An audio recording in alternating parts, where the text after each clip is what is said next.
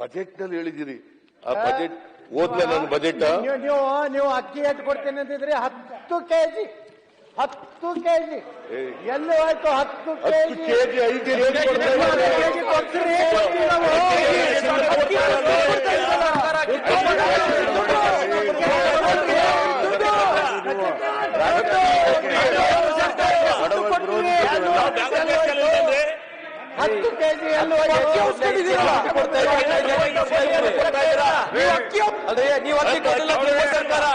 ನೀವು ಸಿಂಗಾಪುರಿಗೆ ಎಕ್ಸ್ಪೋರ್ಟ್ ಮಾಡ್ತಾ ಇದ್ರಿ ಅಕ್ಕಿನ, ಸಿಂಗಾಪುರಿಗೆ ಎಕ್ಸ್ಪೋರ್ಟ್ ಮಾಡ್ತಾ ಇದ್ರಿ ಅಕ್ಕಿನ ತಾವು. ಕೇಂದ್ರ ಸರ್ಕಾರ ಸಿಂಗಾಪುರಿಗೆ ಎಕ್ಸ್ಪೋರ್ಟ್ ಮಾಡ್ತಾ ಇದೆ ಅಕ್ಕಿ.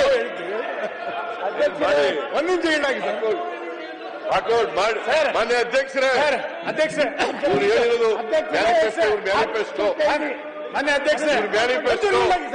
2018 ನಮ್ಮ ಕರ್ನಾಟಕಕ್ಕೆ ನಮ್ಮ ವಚನ, ಕರ್ನಾಟಕಕ್ಕೆ ನಮ್ಮ ವಚನ ಮುಖ್ಯಮಂತ್ರಿಗಳೇ ಅಂತ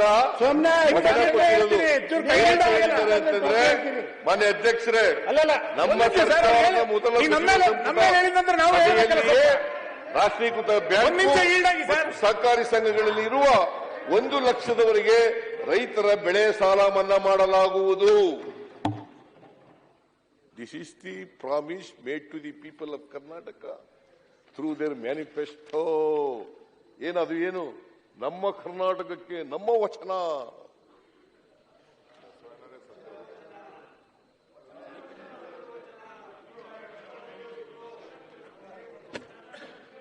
ಅದರಿಂದ ಮಾತಾಡ್ತಾ ಇರೋದು ಸಾಲ ಮನ್ನಾ ಗ್ಯಾರಂಟಿ ಸಾಲ ಮನ್ನಾ ಮಾಡ್ತೀರಾ ಅಂತ ಅನ್ಸುತ್ತೆ. ಈ ಪೀಠಿಕೆ ಗ್ಯಾರಂಟಿ 2 ಲಕ್ಷ ಸಾಲ ಮನ್ನಾ ಮಾಡ್ತಾರೆ. ರೈತರ ಮಗ,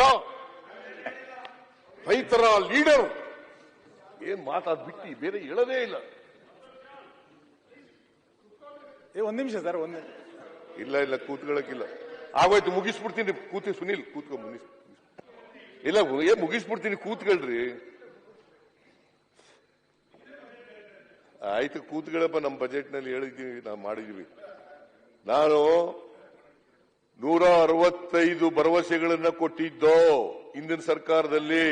ಅದರಲ್ಲಿ 158 ಭರವಸೆಗಳನ್ನು ಹೇಳಿದಿರಿ. 150 ಭರವಸೆಗಳನ್ನು ಈಡೇರಿಸಿದ್ದೀವಿ.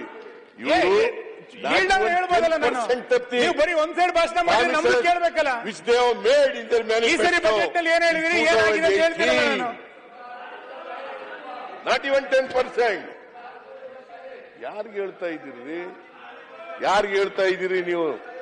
ನಮಗೆ ಪಾಠ ಹೇಳ್ಕೊಡ್ತೀರಾ? ನುಡಿದಂತೆ ನಡೀತೇವೆ, ನಡೆದಿದ್ದೇವೆ, ಮುಂದೆನೂ ನಡೀತೇವೆ.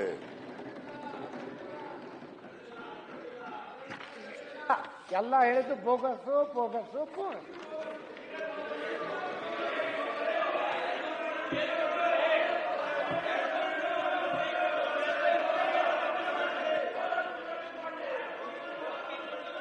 ಆದ್ರಿಂದ ಮಾನ್ಯ ಅಧ್ಯಕ್ಷರೇ,